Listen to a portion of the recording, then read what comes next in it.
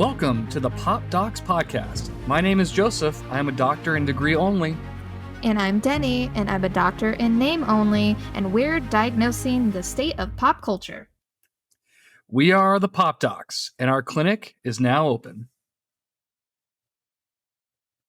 Welcome to the Pop Docs Podcast, the first of 2024, and that is going to be the focus of this episode. But before we get to all the fanfare of the upcoming year, I, of course, am Joseph, and joined by my sister, Deni. Deni, how are you doing today?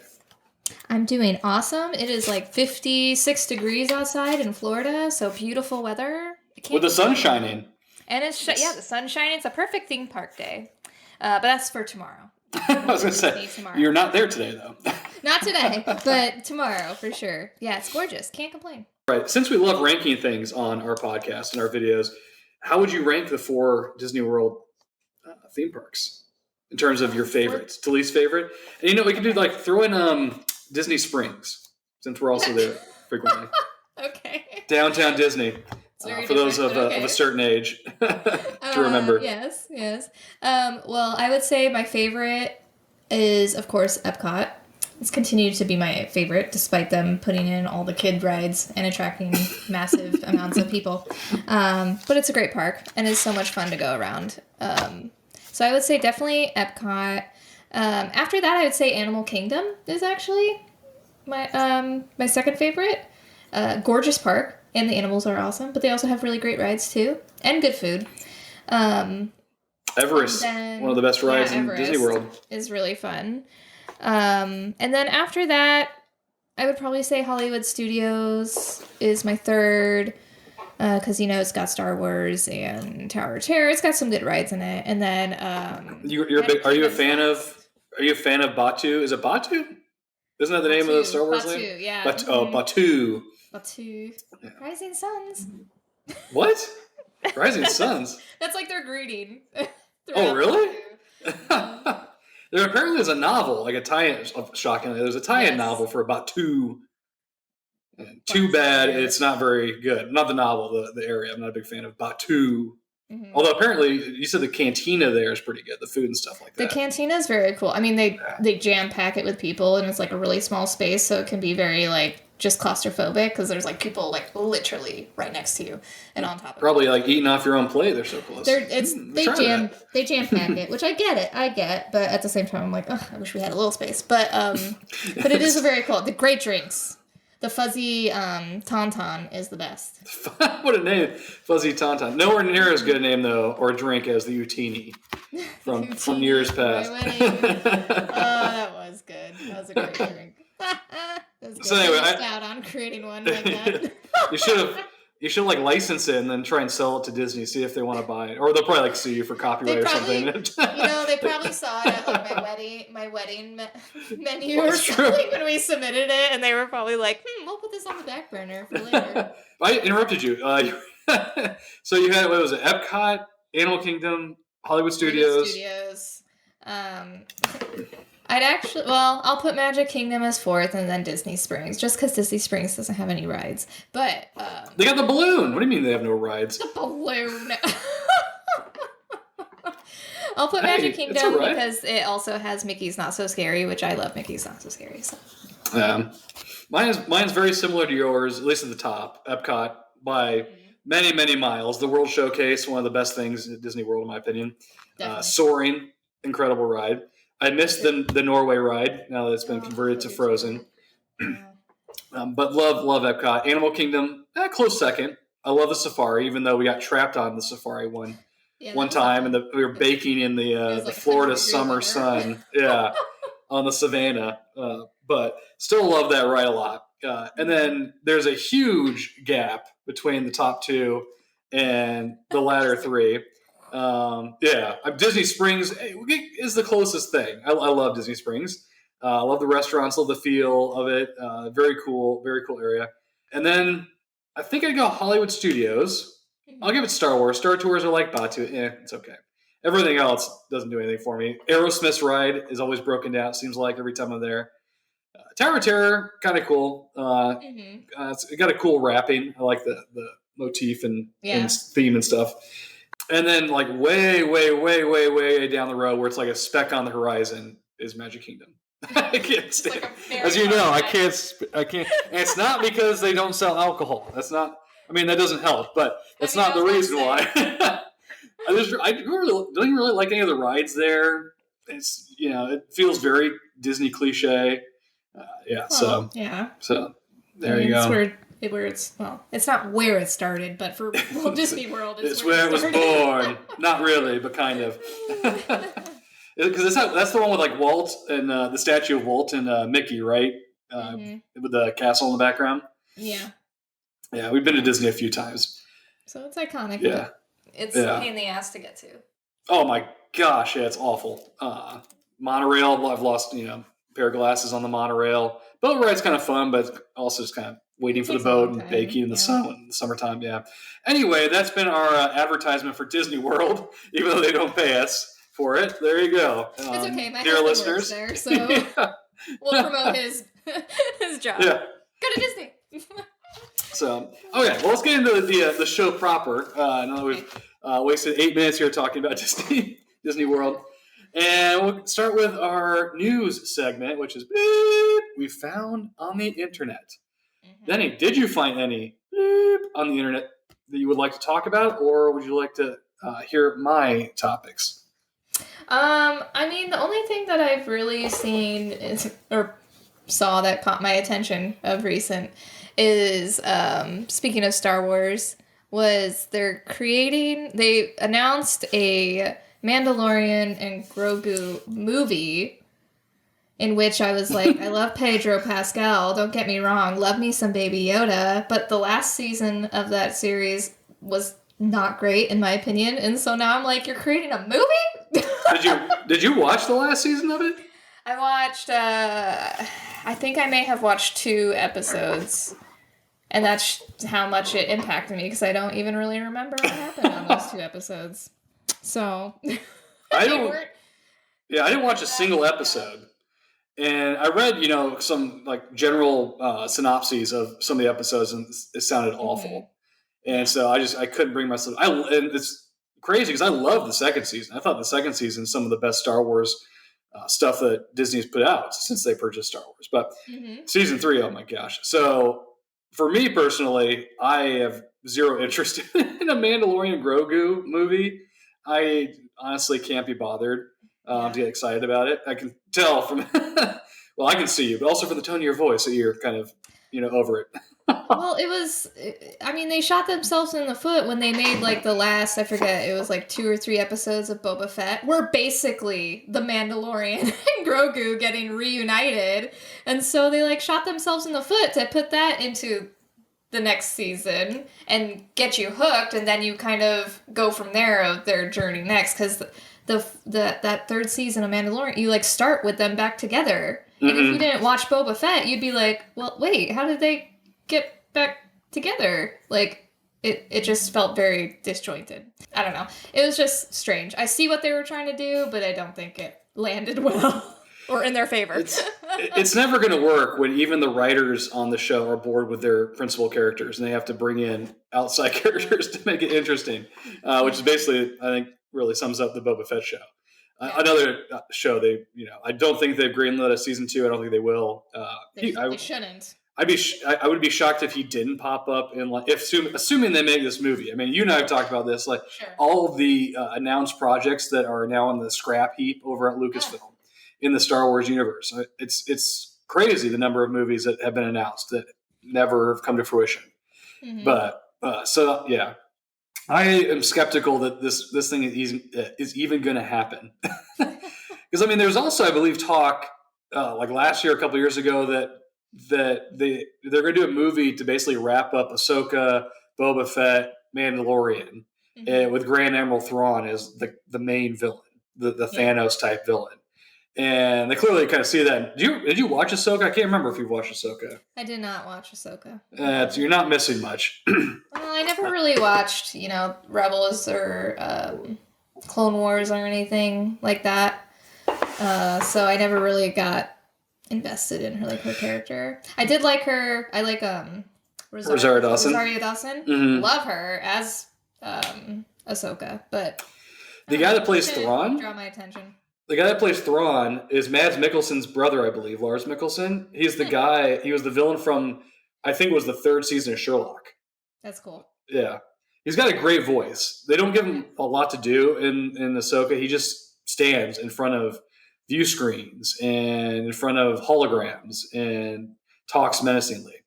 And the guy can talk very menacingly. I mean, he's got a great tenor to his voice. But it'd still be nice if like he did something other than just kind of look out viewports and stuff, and occasionally offer some menacing words. Mm-hmm. Yeah, I don't know how we got off on the Ahsoka tangent here, but there's unfortunately for me, like there's nothing outside of Andor season 2, which I believe they've shot. I don't think they've announced when it's coming out, but I believe it's done. And that's the only thing in Star Wars I'm looking forward to at the moment. I will look forward to that. I will say I'm almost done with Andor finally. You'll be done probably just in time for season 2 to come out. I think I got 2 more episodes. I'm catching up. Really? You're okay. Yeah, so he's like in the prison now, and which is interesting. Andy Serkis. Oh, Andy Serkis, that man, is fantastic. And so just every time he comes on screen, I'm like, hey. He needs to be in more stuff. I mean, yeah, he's so good. He's amazing. He's a fantastic.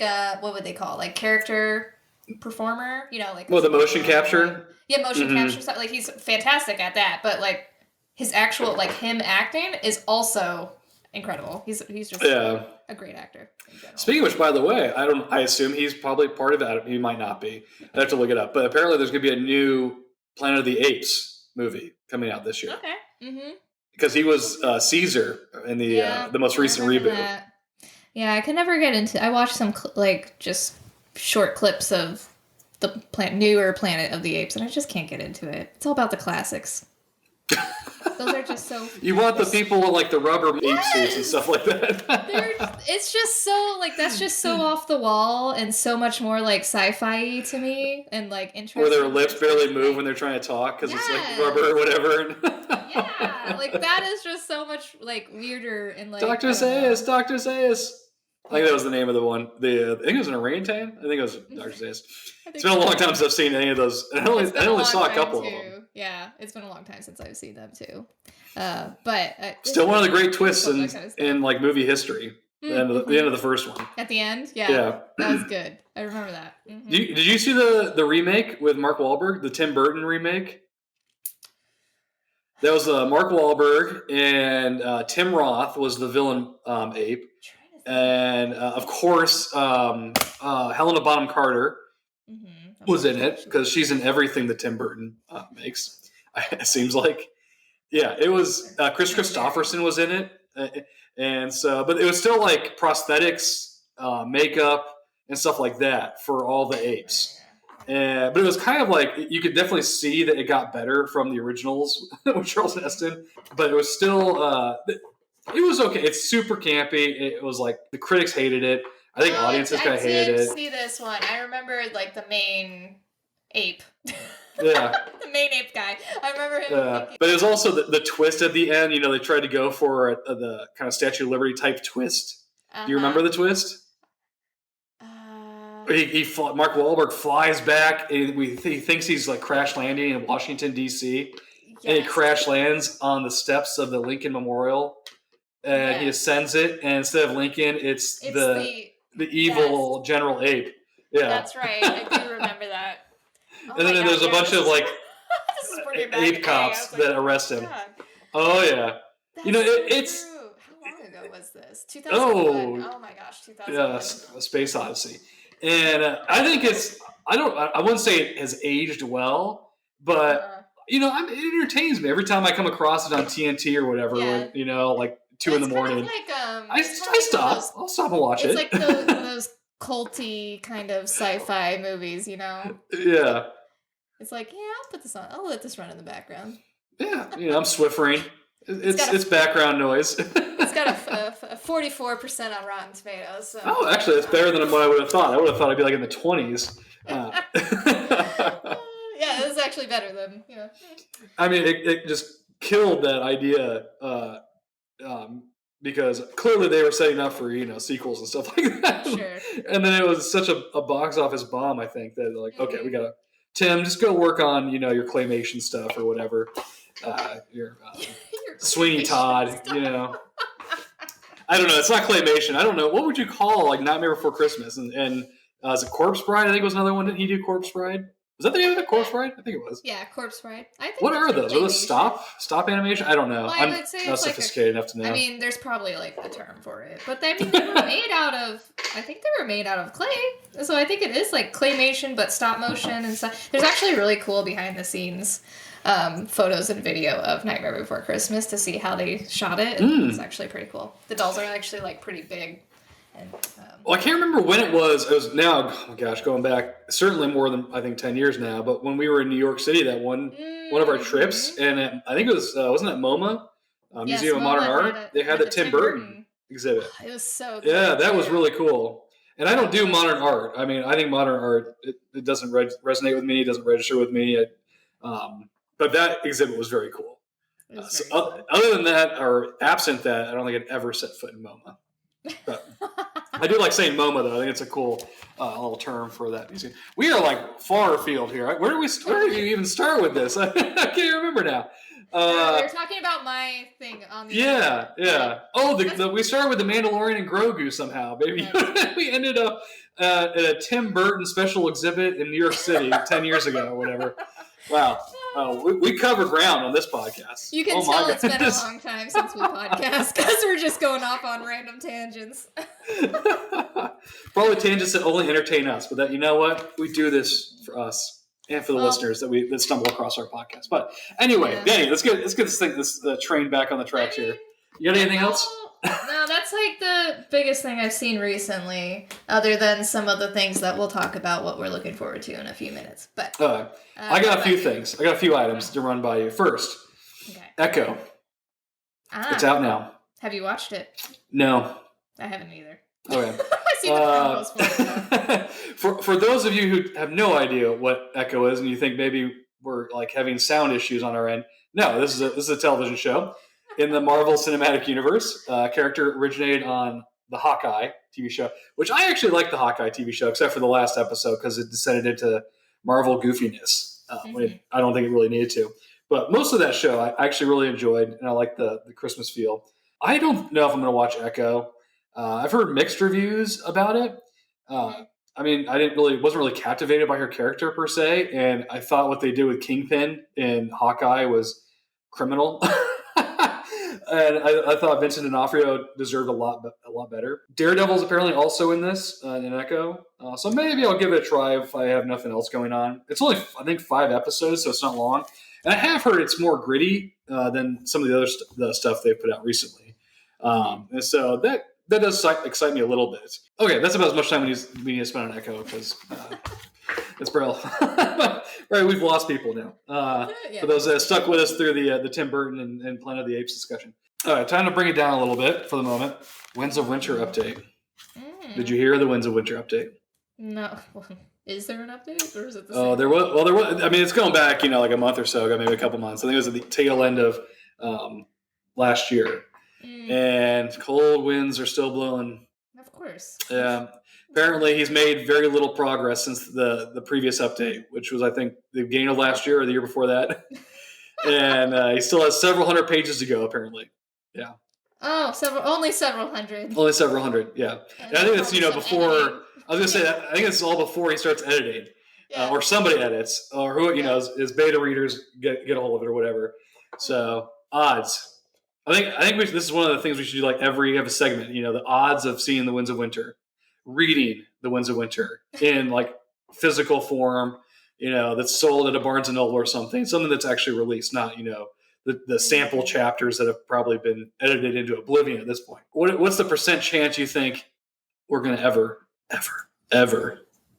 see Winds of Winter? It's very low. It's like at 20% at this point. I'm not going to believe anything until like a publisher comes out and says that they're actually like put the books in the printer.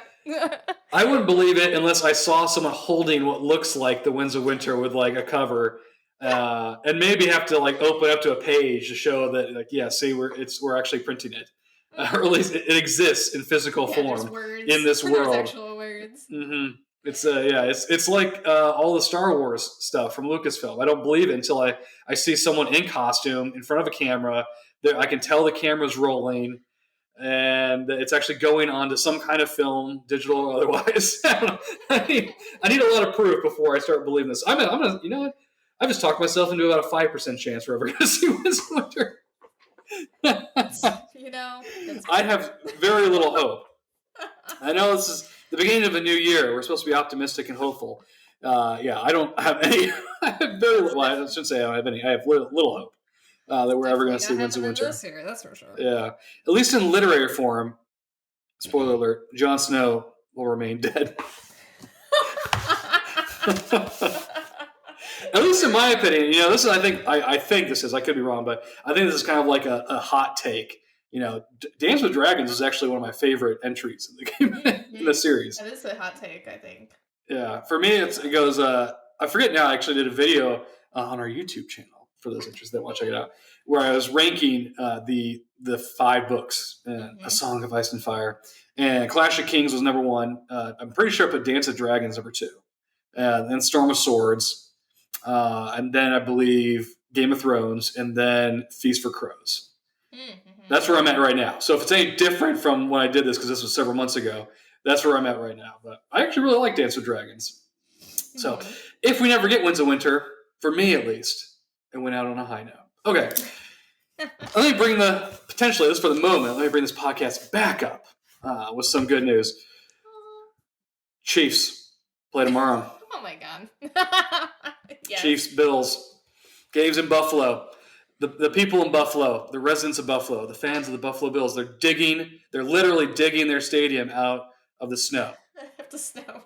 Yeah. They had to recruit the community to dig that stadium out so they can play it, so that Patrick Mahomes and company can grace their field with their skills. Mm-hmm. Yeah. Skills. Go Chiefs. Go Chiefs. So for the moment, this is a high note. Yes. We'll see when it happens. We'll see how high I am tomorrow night after the game. Yeah. Because I might be wallowing next to the Winds of Winter that doesn't exist in the pit of depression as I await next season, this September for the next season. Goodness. But for now, go Chiefs. Deni, you rooting for the Chiefs? Go Chiefs. Yes. I know you're a big football fan. So big. So yeah.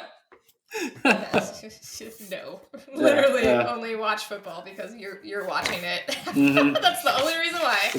Believe me, I know it's ridiculous how invested I am in this team, but I am. Yeah. Okay, so that was our new segment we found on the internet, and I think we covered a lot of ground. So I'm very, very impressed with this. I think we're off to a great rollicking start to 2024 in the podcast arena. And with that, let's talk about 2024. We thought what we would do, dear listeners, is give our top 3 things that we're looking forward to this year that hopefully will remain on the schedule and not get pushed back, as many things have gotten pushed back over the last year for a variety of reasons in the movies, TV arena, book arena, as we just got to talking about. So Deni and I have ranked the top 3 things each of us are looking forward to across these different mediums in the pop culture landscape. But before we get to our top 3, do you have any honorable mentions, Deni, that you would like to put out there for our listeners and to have me react to? Yes. So my top 3 are ones that are actually happening really soon. And so, I don't know what I'm going to do for the rest of the year. So hopefully some of these others will be good. Okay. So one of my honorable mentions, it would be Furiosa. Okay. Yeah. A Mad Max movie, or I forget what they call it. It's a Mad Max story. I don't remember. There's some kind of subtitle, I think. That. Yeah, there was something, part of that universe. But I was very hesitant about it to begin with, just because Mad Max, Fury Road? Mad Max Fury Road. There you go. I was like, Road of Fury, that's not right. That's close enough. It works. I was like, it was close, but it was still not right.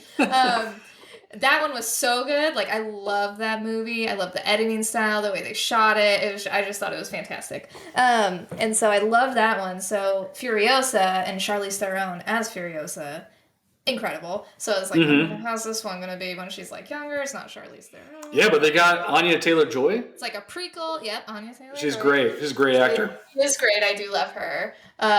She was great in, I think she's in The Menu, right? Isn't she? She is, yeah. I loved her in that.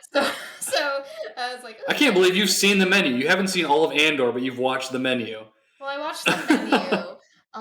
Side note, I watched The Menu one night because it was recommended to me, and I watched it on a red eye back home from like Montana. So don't hate me. I mean, I know you're not a big like beef eater, but can you like look at a cheeseburger the same way after The Menu?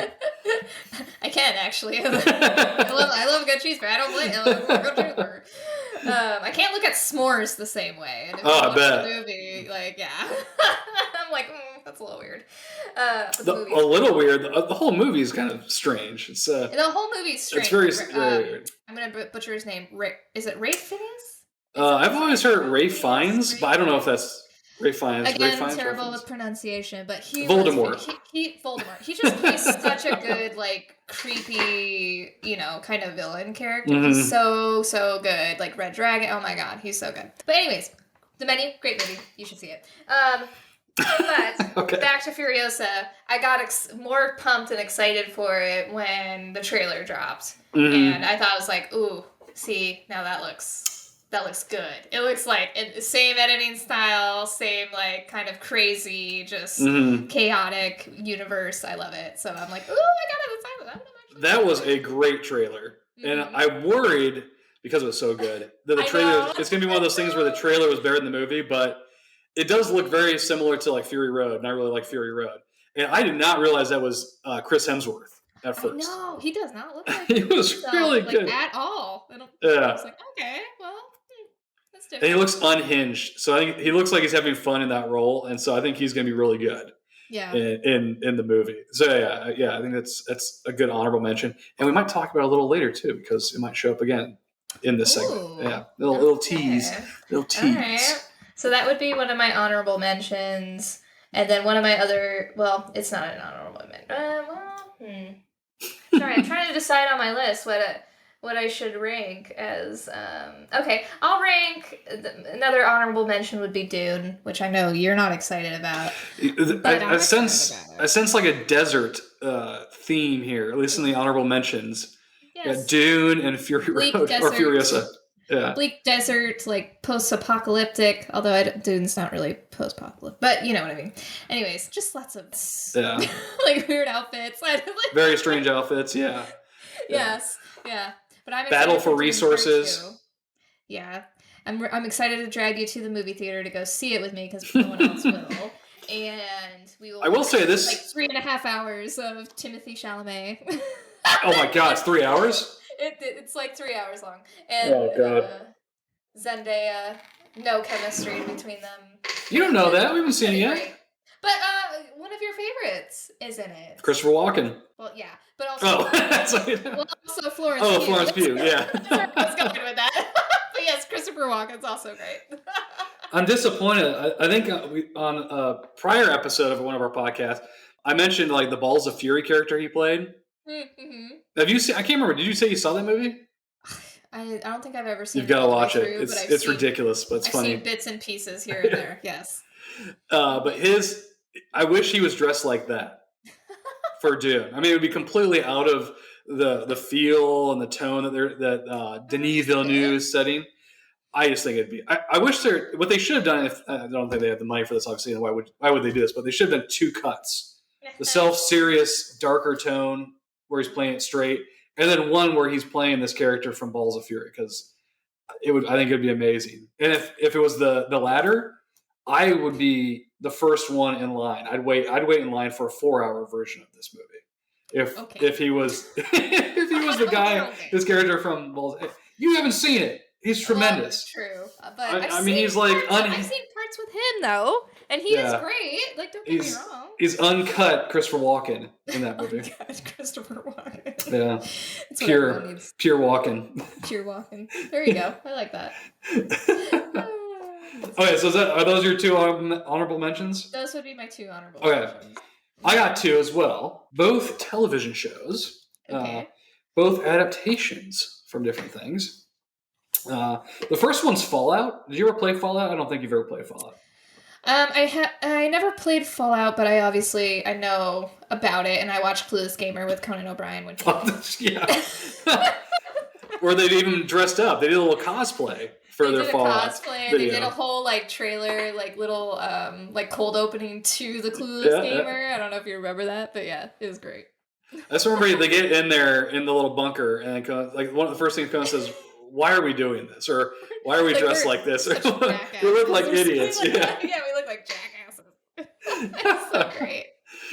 I think we've said this before on an episode too, but one of these episodes we'll have to rank our favorite Clueless gamers, or maybe just our favorite Conan remotes as well. I could throw the remotes in there. That. And then maybe I still think we should craft a letter for you to send in to his podcast to be his friend for that one segment where he talks to people, fans. Yeah, there you go. Production meeting on air. All right. Anyway, Fallout. That's where we were. My gosh, we're getting distracted very easily today. Anyway, Fallout. So I don't know if you saw, there is a series coming out, a live action adaptation of Fallout coming this year. It took them this long, quite honestly. Yeah, and the reason why I'm interested, I never played Fallout. It's an okay premise. It's never really been that exciting to me, the game or the story behind the game. But the lead in this is one of the leads in Yellow Jackets. Ella Purnell, I believe is her name. She's wonderful. Ella Purnell. And not only is she a lead in Yellow Jackets, she is the voice of one of the leads in Arcane, which also released a teaser for season 2 coming out, I believe, this November. We talked about this too when it was first announced. So that got me really excited for Fallout. So I'm actually going to watch this now. But it also has Michael Emerson of Lost fame, at least some kind of role. He was in the trailer, and then Walter Goggins, who I love as well. He is in it. So it's a good cast. I'm intrigued. That's promising, at least. It has stoked my curiosity. So I'm going to give that a go for at least one episode. We'll see how it goes from there. So that's one of my honorable mentions. My other honorable mention is Three Body Problem. Have you heard of this? Mm-mm. This is an adaptation from a book series, a science fiction series. Okay. That's supposed to be very interesting. I've not myself read it, but it's a fairly famous book series, sci-fi series, a lot of interesting ideas. And they released a trailer fairly recently for. I think they've actually released two trailers now. More recently, a second trailer. It looked really captivating. It looked really interesting. And what's it called again? Three Body Problem. Three Body Problem. Okay. Yeah, it's apparently a physics problem that it's named after. I don't know if I can't remember if it's the title of the book or one of the books in the series, or if it's the title of the series, the book series itself. Mm-hmm. But it's several of my friends have talked about it. I've read about it, and also I believe. The Dan and Dave from Game of Thrones are showrunning, I think. Very cool. Yeah, so hopefully it'll be more like the first few seasons of Game of Thrones and not the latter few seasons of Game of Thrones. But seriously. Yeah, so I'm looking forward to that. Very cool. There you go. Okay, let's get into our top 3, the real ranking here. Yes. What's your number 3? My number 3 would be, which I know you're just so excited about, would be Vanderpump Rules season 11 premiere, which is literally in a week and a half-ish or so from now. This is usually the time in the episode where I get up and get a drink and just let you talk about this nonsense. Oh, but it is nonsense, but it's going to be such good nonsense. Yeah, so what's on tap this season? It's just the after... they literally filmed this a month or so after all the Scandival stuff, all the cheating. I remember. I do, yeah. I mean, the guy had a mustache, if I remember correctly. Yes, mustache with a worm. Or worm with a mustache. Sorry, excuse me. The other way around. And, okay. But, yes. Was that what he was known as on the show, or like one of the other guys called him a worm with a mustache. Okay. And then it became a thing. But they basically picked up cameras a month and a half, after the final reunion or whatever of season 10. And so everybody's still hot and chopped, just raging about the affair still and stuff. So at this point, it's probably irrelevant. It's January of 2024 at this point. It's like, how much can this really be a hot topic? So it'll be interesting to see, clearly, though, it hasn't impacted your enthusiasm, though. I mean, I'm still excited for it. Don't get me wrong. I'm looking forward to it. But it will be interesting to see because, it was such a hot topic last year. But now everything's just kind of come and gone. And so it'll be interesting to see if it's as, captivating. They got to bring it back. And stuff like that. So, yeah, it'll be interesting to go from, maybe they're gonna reality. It was a huge thing for that reality TV show. Maybe they'll write him a redemption arc. They'll have him shave the mustache. It'll be kind of like a reverse Samson. It was the mustache that made him a weasel. His mustache is gone now, so that's probably very true. He's shaved the mustache. He's not drinking anymore, supposedly sober, not smoking. He's supposedly America loves a good redemption story. And then the Ariana, the girl he cheated on or cheated with. Yes, no, cheated on. Oh, cheated on. Okay. She came out and said, "I wouldn't be surprised if people ended up hating me after this season." And so it'll be interesting to see, how that gets done and stuff. But that whole Scandival thing made the show Emmy nominated, which is insane. Yes. Well, Emmy nominated, I assume, in a category that shouldn't exist, which I'm assuming is best reality show or something like that. I want to say it was best editing in a reality. Oh my god, that's a category? It was one of those kind of one of those. They presented at it though. They presented a what? I think a reality award or something like that. I don't know. Okay, I just looked it up. So the 2 nominations for Vanderpump Rules: Outstanding Picture Editing for an Unstructured Reality Program. There you go. Okay. Very niche.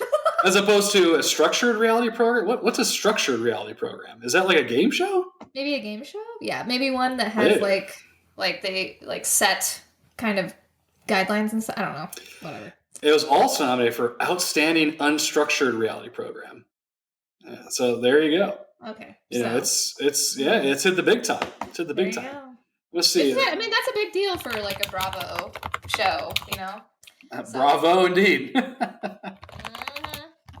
All right, So, what is a structured reality show? Just so we're all on the same page here. It's television programs in which people who are not actors are filmed in situations that look like their real lives, but have often been arranged by the program's producers. You're going to tell me Vanderpump Rules doesn't fit that description? Are you kidding me? It's real, Joe. What is now I'm curious. I gotta now Google unstructured. Okay, what's the difference here? And there's not even an answer for this one. Wait, here you go. What the heck is this Hollywood branded blog? Oh, that sounds like a legitimate blog here. That's funny. All right, so this is what the Hollywood branded blog says. The Emmy Awards Rules and Procedures Handbook. Okay, they're bringing citations to this. I like that. So gives it a little credibility. Defines was this outstanding structured reality program as programs that contain consistent story elements that mostly adhere to a recurring structured template. That adverb is doing a lot of work in that sense, I think. Apparently, examples would be Shark Tank, Mythbusters, Antiques Roadshow, Diners, Drive-Ins, and Dives, oh my god, and Undercover Boss, which hopefully would have won an award for when Kylo Ren went undercover at the what the heck was the thing in Force Awakens called? Whatever. Okay, outstanding unstructured reality program, which we now know includes Vanderpump Rules. Mm-hmm. This would be a program that contains story elements driven by the actions of characters and lacking a consistent structured template. What? That's just gobbledygook to me. Apparently, other examples would be Deadliest Catch, Intervention, Naked and Afraid, $1 Million Listing New York, and Wahlburgers. Okay. There's a separate category for Outstanding Reality Competition Program, which is any program with a competition element that gives a prize or title. Okay. You can certainly fill the blank in here, The Voice, those kind of things. Yeah. Project Runway. There you go. That's a show you used to watch. Top Chef. Oh my God! Apparently, there's an outstanding host for a reality or reality competition program. There you go. I don't see Mrs. Vanderpump. What's her name? Ariana? No, that's not right. No. Ariana Vanderpump. I feel like that was a good guess. I feel like there's got to be an Ariana somebody in reality TV. I mean, Ariana was the one that. Anyways, no. You know, the way this episode's going, I think we're going to qualify for unstructured reality program here soon. The veneer of a structure to this episode. So, anyways, okay. So anything else you want to talk about with Vanderpump? We've learned that the mustache is shaved. He's sober. She's apparently going to be the villain this season. They're switching roles. It sounds very like WWE, where a wrestler goes from like villain one season to the hero in the next season. Anyway, yeah. Okay. Anyway, I'll ask again just because I derail this again. Anything else you'd like to talk about on Vanderpump Rules? No, I'm good. I think that covers it. How's their bar doing? Is the restaurant bar still in business? Yeah, the bars are still open. Thank God. Sandwich shop is not open yet, though. So. They had a sandwich shop? Well, the girls were opening a sandwich shop, but apparently it's been constantly delayed by like permits and the city and stuff. I bet that's a riveting storyline. Sandwiches, they're delicious. I love that it's all about it sounds like it's the bureaucratic red tape that they can't get through to open up their sandwich shop. It reminds me of the Star Wars prequels where it's just like trade disputes and Senate hearings and meetings and stuff like that. That's the Vanderpump Rules has become. Bureaucratic red tape. Basically. Okay. Wow, that's exciting. So let me give you my number 3. Get out of the reality realm. Is actually Furiosa. You brought it up already. I am after that trailer, I'm super excited. I love Anya Taylor-Joy. Yes. Love Chris Hemsworth, especially when he's in a comedic role. I think he's a really good comedian. Maybe he's not a comedian per se, but I think he's a great comedic actor. Yes. And I think this just lets him be unhinged. And so I think he's going to be really good. I think she's going to be excellent. Trailer got me super pumped, super excited, super Vanderpumped for this movie. So it made my top 3. I'm super excited, and hopefully it lives up to it. I'm gonna be setting myself up for disappointment here. Right? You know what I'm excited about that trailer, and when I was reading about it after it came out was I'm forgetting the bad guy's name in Morton Joe, Fury I think. Road. Yeah, that guy. Mm-hmm. You see a younger version of him, competing in whatever they're doing, and they people are theorizing that he's actually plays almost like a good guy in this movie, and so I think it'll be interesting to see him in that kind of element, and then compare him to Fury Road and see how far off he just completely went bonkers or something. Yeah, I mean, I get the impression. I think even the synopsis says something like that. Chris Hemsworth or Anya Taylor-Joy works for Chris Hemsworth or something is part of his gang or something. I don't know. But she turns on him and supports Morton Joe. So I think you're right. I think that he's going to be kind of the quote unquote hero. I don't know if there's any heroes in these things other than obviously Furiosa. Anti-hero, yeah. Mm-hmm. And clearly he's going to prevail because we've seen Fury Road, and she's going to join him as his Imperator. I think isn't that what she was? My Imperator Furiosa. Yeah, something like that. Who dared to turn left? Something Zoolander couldn't do. She was an Ambi Turner. I couldn't turn left.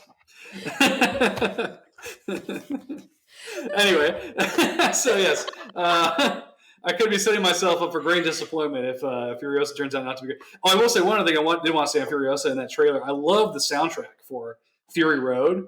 That kind of frenetic drum beat and throughout the movie, Fury Road movie, which is back in this trailer. And I thought it just fit the trailer so well. And so I really like the soundtrack. Seems like they're kind of trying to replicate that. And so that's another thing I'm really looking forward to with Virgo. So the movie might not be very good, but I think the soundtrack's going to be pretty good. We'll see. Speaking of soundtracks, I did want to say that I'd forgotten was next week you and I are going to a performance of the Fellowship of the Ring soundtrack in downtown Orlando, which I'm very, very excited for. I can't wait. Good. I know. I'm so stoked. It's going to be it's going to be different, but we've gone to the Game of Thrones live shows, and those are phenomenal. It'll be similar to that, so I'm excited because I love when they have the visual, the movie up on the screen playing with the orchestra, and you get like the music just hits. It's going to be so good. I think it's probably going to lead me to, because it's on a Friday, right? Are we going on a Friday night? Yeah. I'll probably get home from that and just binge all 3 in a row of the Peter Jackson trilogy. For a long time. You know what I won't be doing? Watching Rings of Power. So, your number 2. What's your number 2? My number 2 is House of the Dragon. Oh, that's my number 2 as well. Oh, we can knock it. Hey, great minds. Combo package. House of the Dragon is coming out this year. I am so stoked. Obviously, season 1, we can go on and on about it. It's just phenomenal. We have. It's so good. Yes, we have in the past. And so I'm so excited to see, how they approach, the wars coming. It's about to break out. We're about to see how, batshit crazy everyone's going to go in it.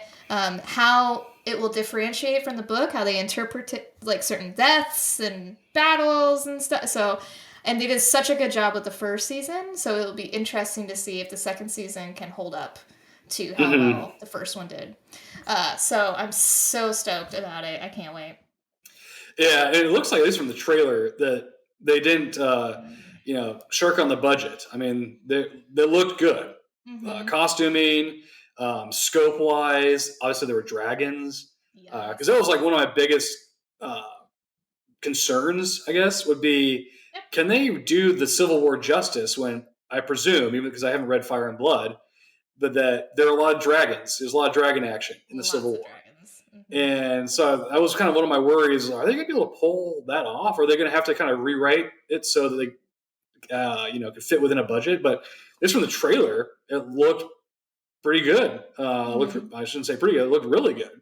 Yeah. And the other thing too, my other hesitation, although I think that they'll, I have confidence in their writing staff, but not having Patty Considine there, I think that's a huge void, I think, for them to fill. And I know they're bringing a whole host of new characters.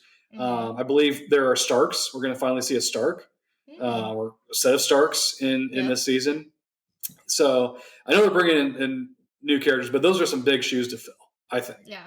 Because he was just a stalwart for that cast in the first season.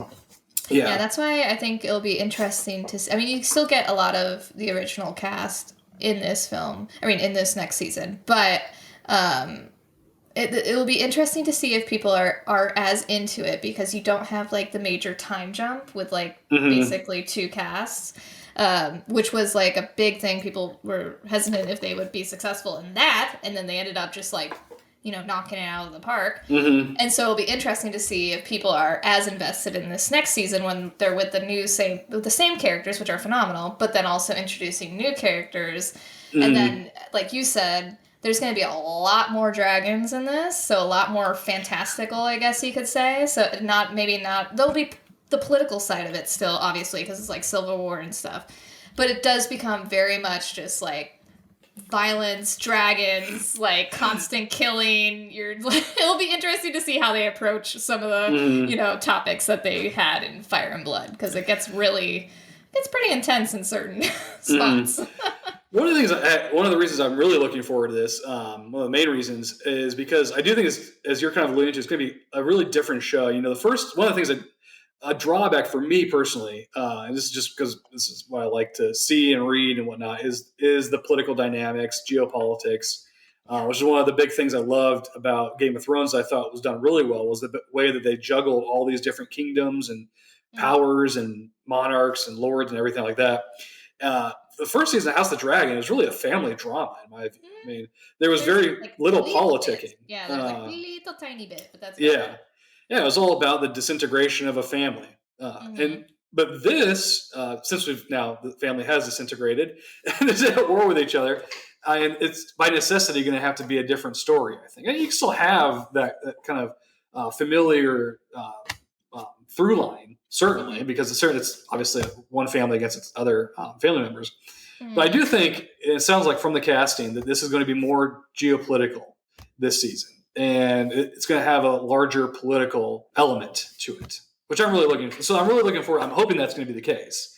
We got a little bit of that in the last episode of the first season when they went to Storm's End and saw the Baratheons.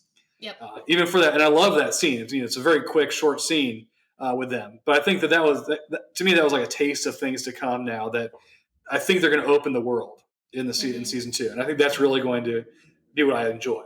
And again, I hope this is what I probably shouldn't be setting my expectations like this, because if they then don't do that, I probably will be a little disappointed. But with the actors they have, it's one of those things where the story could be direct, but I think the actors will be so good that it'll still be worth watching. I don't think it's going to be direct. I think it's going to be good, but in the event that it's not, I think the actors will be captivating enough that I'll still enjoy watching the show. Yeah. Do you think so? Spoiler time for Fire and Blood and House of the Dragon. But do you think they are going to show in this season the battle between Daemon and Eye Patch? I forgot Eye Patch's name. Is he Aemond? I think you're right. Aemond. Yeah, I think it's Aemond. Yeah, because the other one's Aegon, right? Yes. Yep. Yes. Yep. A lot of A's. I was gonna say, you just say a name that starts with an A, you got a 50% chance of getting it right. Will they? Or do you think they're gonna save that for a future season? Because isn't that kind of like the whole? Basically, that's the end of the Civil War, right? Isn't it near the tail end when? I think so. If I remember, what happens. Yeah, it's been a while since I've read it. It would be interesting to see. I don't know if they show it. It'd be interesting if they showed it. But then, because they never find Daemon's body, and so no one really knows if he ever lived or died. So it'd be interesting if they left it on like the cliffhanger of that, or something. I don't know. I don't think they will. I think they're going to show. I think he's going to survive. And I think I just can't imagine, especially like HBO, I think would like pressure them. Like we could get a spinoff here if you end this the right way. Like have him just kind of, go into hiding or something. And then 5 years down the road, because George R.R. Martin doesn't have enough to do, he'll be able to work on another TV series for Game of Thrones. Another novella for Daemon. Oh, gosh. Just George, please, just work on the book. Let other people work on your shows. Visit the set from time to time. Like revel in the world you've helped create, or not helped, you created. But my God, But anyway, I mean, clearly HBO wants to milk Game of Thrones for every penny. I don't blame them. It's one of their more profitable IPs. So I think they would be like, please make sure that he survives, so we potentially have I mean, they're talking about a Jon Snow spinoff. I don't know what. Whatever, we won't get into that now. But so that's what I think. My guess would be they're going to show him live. But I think they'll keep it where it's like most the world thinks he died. But I'm really looking forward to that. I mean, that sounds like it'd be a really cool scene where they're battling on Dragonback and stuff like that. And so I just wonder if it's going to be at the end of this season or not. I mean, they already set it up. The dinner scene where they're staring at each other. I just love like Daemon doesn't say like a word in that scene. He just walks up and kind of points at his children and just stands there and stares at old One Eye Aemond. It's so good. So good. I mean, that's like I think a mark of like a really good movie or TV show is when you don't even need dialogue and acting. I mean, certainly you get to the acting shots to pull it off, but no words exchanged between those. But you just so much meaning. Anyway, all right. So yeah. House of the Dragon #2. Okay, we're glad we're both on that same wavelength. We'll have to do reviews of every episode too. Oh, we should totally. Yeah, like totally, we should. Yeah, you can tell me how close they are to the book if there's any fidelity. Yeah, I mean, there's some things that I'm like, I don't remember, but like there's some key moments that everyone will remember, and it will be interesting to see how they interpret it into on the screen. The big screen. Well, I guess not big screen. Yes, it depends on the size of your TV. Anyway, you're number one. we're threatening to fall off onto another tangent. So my number one will have to be Bridgerton season 3. Oh my!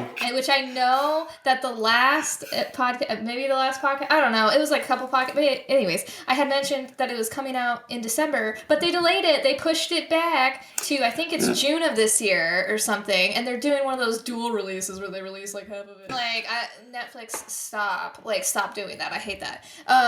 But so it got pushed back to later this year, and so I'm bummed, but at least it's because apparently it was... They're building anticipation, Deni.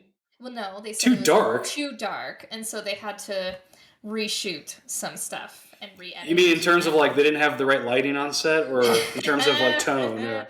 No, tone. How could it get dark? It's about people at like a cotillion every weekend, and dancing and big dresses and weird kind of stuffy suits, and I don't know.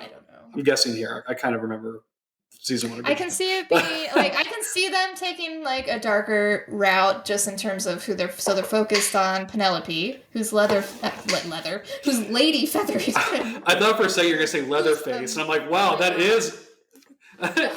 I was like, that is a dark turn. She's Lady Whistledown. Sorry, my gosh, I'm getting everything. Who's the writer who writes the notes? And then so and at the end of season 2, they basically confirm that, or at the end of season 1. Sorry, my God, I'm all over the place. And then season 2, you kind of see her like battling. Do I continue it? Do I not? Like blah blah blah. And then at the end of season 2, she's basically crisis. Like, I'm coming back. And I'm going to be with Lady Whistledown again. And so then this season's about her and Colin, and then Colin actually discovers that she's Lady Whistledown. Scandalous. And then in the book, like, it gets revealed to society that it's Penelope. Scandalous. In, like, a very public setting. It would be super cheesy if they did it that way in the show, so I imagine they took a different route. So I can see it being kind of dark in that sense of, like, people wanting to, like, probably, come after her and stuff. Especially the Queen. Like, they have made the Queen, like, want to come after Lady Whistledown, like, oh, really? Crazy. Yeah. And so I can imagine it going in darker routes. So I don't know. We'll see how how they approach it. See, that actually sounds somewhat interesting to me. Mm-hmm. Way more than the frivolity of the first 2 seasons. Well, you're gonna get the romance between Colin and Penelope. So we'll see. I'm not getting anything. I'm not watching this. Romance. And you get to see Anthony and Kate in their marriage, which is adorable. Okay, I might watch it for Kate. Yeah. She's in it. She's in it. So you get to see more of her, which is exciting. So I'm just looking forward to it. I can't wait. I love me some Bridgerton. Oh my gosh, I can't believe that's your number 1. Unbelievable. That's my number 1. Well, it wouldn't be if it would have started premiering at the end of December. In December. Of your top 3, it's bookended by Bridgerton and Vanderpump Rules. So there you go. It says it all, I think. Look, I just need some romance in my life, okay? Some romance and some drinks being thrown in people's faces or something. Cheating, scandal. Like, this is what I need. I need scandals and gossip in my life. And good costumes. And I know how much you love costumes. The costumes in that show are fantastic. And the music. Yes. The music is always so good. So, I don't know. That's what I'm looking forward to the most, probably, just because it's been delayed. And I'm like, I'm just sitting here waiting. Plus, I read all the books. So, it's exciting to see how they change it up in the show, because they've definitely changed a few things. So, but for the good so far. I've enjoyed their changes. Okay. Yeah, I don't care about ball season. Unless it's football season. Oh, God. Then I care. Ridiculous. So my number 1 is Stormlight Archive number 5 is slated to come out in December.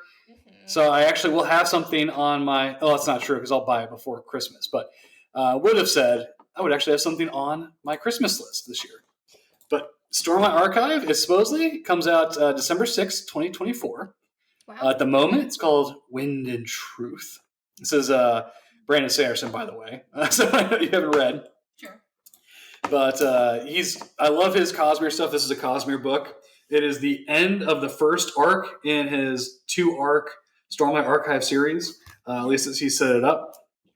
And so I think it's been a couple of years now. He tied us over last year with his secret project novels, which are over my shoulder at the moment. Most of which were good. There's only one I didn't like, but 2 of the 3, great track record. 66%, not bad. I think I'm in the minority in the sense of not liking one of them, but very much looking forward to this. It's going to be a doorstop novel. You complain about reading Robert Jordan. This thing's probably going to be over, I would imagine, 1,000 pages easily. I'm trying to remember. Let me see what the last was. Yeah, Rhythm of War was the last entry. And big book, tiny text. This text is not as bad. It's probably hard for you to see in this venue. Not as bad as Wheel of Time. I mean, it's tiny. It's not a large print. This version of it is 1,219 pages. Yep, that's a decent amount of pages it's a there. Bit of a chunker. So, very much looking forward to that. That is the top of my list of anticipation. I saw on his website. His website's really cool because he keeps track of his progress. Maybe this is something like George R. R. Martin. That is interesting. But he's got these progress bars on his website. And at the moment, it says that for Stormlight Archive 5, he is on 4% of 3.0 revision of Stormlight 5. So he's moving. And I mean, he is the anti-George R. R. Martin in the sense that he never stops writing. Sometimes I think he gets in trouble with that because he's just pumping out books so fast that some of the books I think don't get as much attention as they probably need. Sure. That's probably a hot take. Yumi and the Nightmare Painter. That was the secret project I did not like last year. But nevertheless, I'm really looking forward to this. I think I'm going to like this book a lot. That's awesome. And that also gives me a book, a TV show, and a movie in my top 3. Ooh, so I kind of like that variation there. A little something in every medium, except video game. Mm-hmm.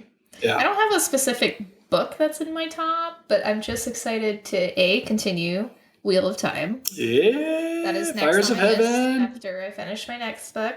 That's next on the list is Fires of Heaven. And then, so continuing Wheel of Time will be very exciting. 3 books a year. So I'm excited for that one. And then I'm also finishing my Dark King Sexy Dragons series by Donna Grant. Okay, well, this is a good segue because our next segment is what books we're reading. Yes. So you already introduced it. So give us an update on your Sexy Dragon books. My Sexy Dragon books. So, technically, I have read the very last book of this series by accident because I picked it up from the library and it was the first one I read. And I was like, "Oh, this is a great series," and then I went back and started reading all the way through. Is it kind of serialized? Is there a common storyline? Yeah. So there's 18 books in the whole series. I read the 18th book. And then I started from the first one and started forward. But then she does a bunch of novellas here and there that tie into the overall story. And she has released additional novellas past the last book as well. But they're only available only available on Kindle and stuff, which I don't have a Kindle and I don't read that stuff. So unfortunately I'm missing out on that. But I am almost done with reading the full series. I'm on book 12.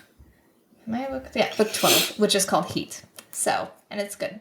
We have gotten into the one-word book titles of any kind of... What's the one word that can describe fire in multiple, ways? So, last book was Blaze. This one's Heat. Blaze. The next one's Torched. It's literally one word, book titles, which I thought was pretty funny. You know what? The thing when you were going through that, it reminded me of Dodgeball when Ben Stiller's introducing his team. He's got Blaze, Laser, and then Blazer.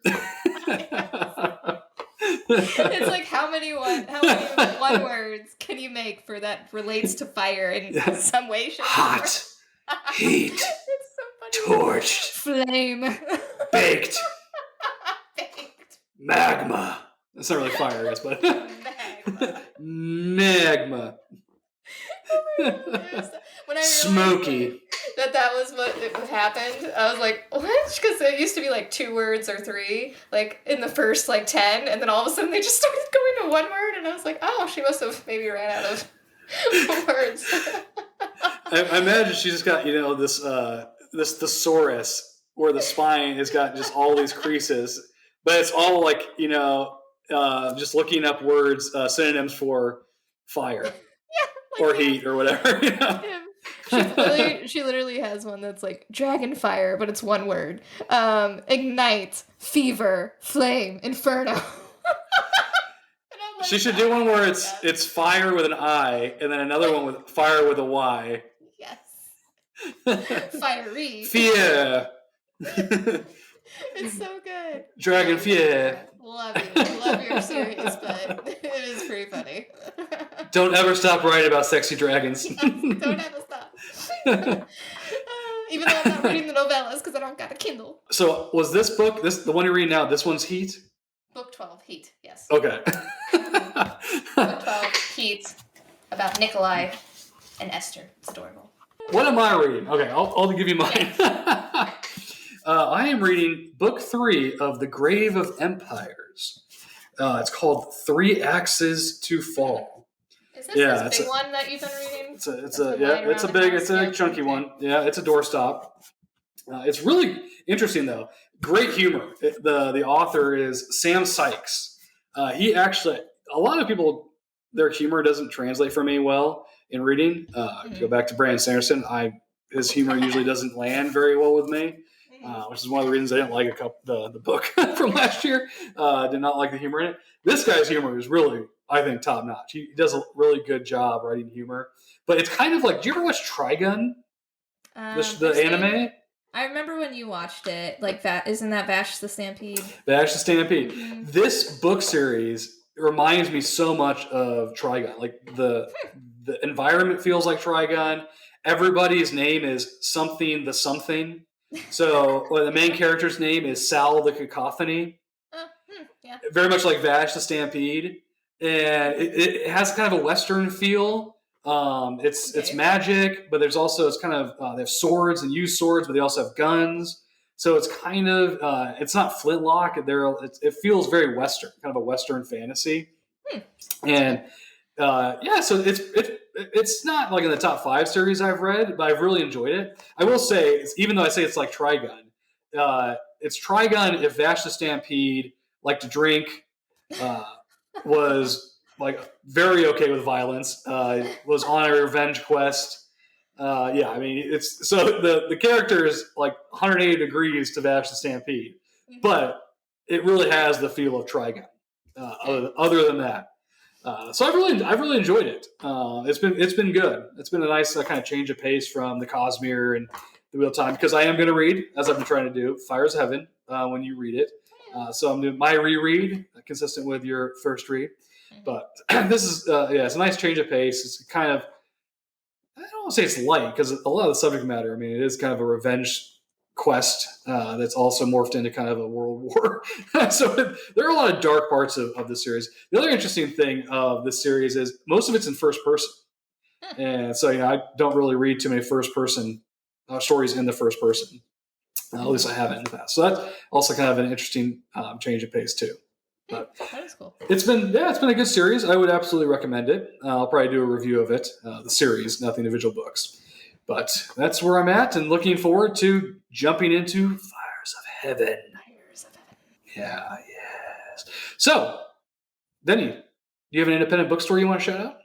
In honor of the Lord of the Rings, of where we're going to see the music this Friday. Shout out in Wellington. Yep. When we went to Wellington, we found a bookstore called Arty B's Books, and we spent some time there, and it was a wonderful little independent bookstore. And I think I got some local books there, local Kiwi books there, but it was a cute little shop that we found just walking around. So Arty B's. Excellent. Okay. Well, Deni, wonderful episode. We meandered a little bit, but it was a lot of fun. Glad to be back. A new year. A lot of good stuff to look forward to. And I can't wait to talk about it all with you this year on the Pop Docs podcast / the Pop Docs channel, which hopefully is a decent segue to where can people find us, Deni, if they're interested in our content. Where can people find us nowadays? Where are we? Where are we? Are we in this virtual digital landscape? Where are we? Are we still on Twitter X Twitter? Are we still? We are. I don't know. Excellent. Yes. Okay, you can follow us on there at the Pop Docs. And then we're also on Instagram at the Pop Docs Pod on Instagram.